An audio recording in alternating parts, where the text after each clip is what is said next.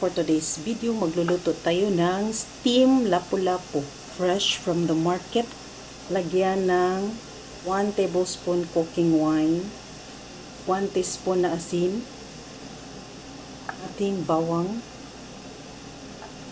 ginger. So, ilalagay na natin siya sa ating steamer. So, steam natin siya ng 7 minutes.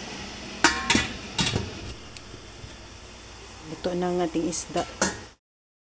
Na naman sa sauce, maghanda tayo ng 1 tablespoon soy sauce, 1 tablespoon vinegar, 1 teaspoon sugar. At kukunin natin ang kanyang sabaw. Set aside. Maglagay tayo ng spring onions.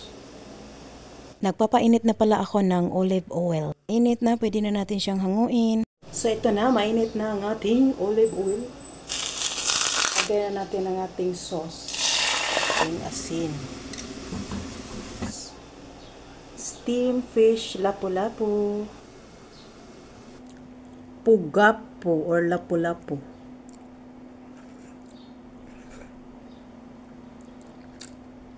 Lami kayo.